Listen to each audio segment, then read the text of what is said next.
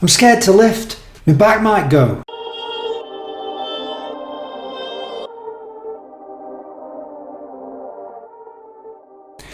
Now think of this statement for a moment.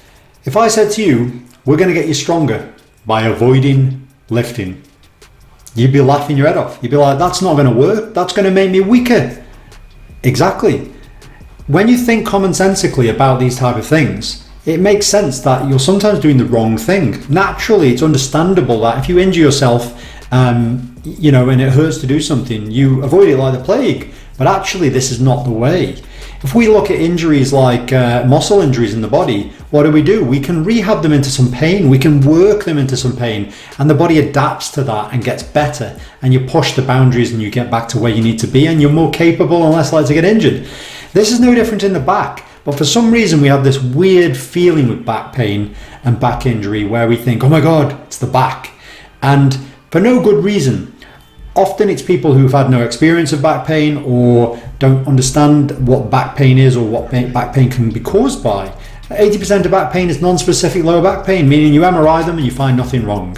So to be scared of it is actually the wrong approach and actually creates problems. And they call it fear avoidance, when someone literally has a bad back and they avoid movement, they avoid activity, and this will make them naturally decline, which is not a good thing at all. Now, this doesn't mean you should just load up the back just to infinite levels straight away. That would be foolish. You wouldn't do that with any injury. And it's the same with the back. It's about grading it, gradually working within your tolerance and building that tolerance up over time. So you listen to your body and you build it up. So there was a study here where they looked at strength training, which is of this philosophy, building up load, building up lifting ability, and then looking at how it affected back pain. So they did a 16-week periodized strength training protocol with people who had persistent lower back pain. Now, it's important to bear in mind that their back pain was not severe. Obviously, we know we can have flare-ups of back pain where it's very severe, and if I'm seeing a patient, I'm not going to give them strengthening work from day one if they're in agony, because it's trying to get the pain under control first. These were at reasonably low levels of pain, but it was still persistent back pain. They were back pain sufferers, chronic back pain. But they got them into this program. They started to load them up gradually and work their strengthening and their tolerance and their load tolerance up of their backs. So what did they find? So they did 1.5 hour training sessions at a time, and they trained them twice per week.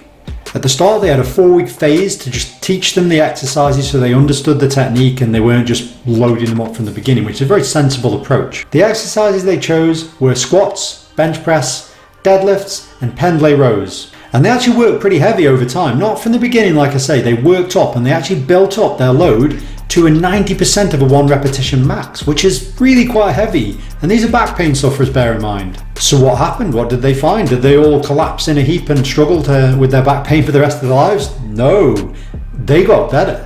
Their pain reduced, their function increased, their strength increased, and they found they had motivation to continue training down the line, which then is going to have a preventative element.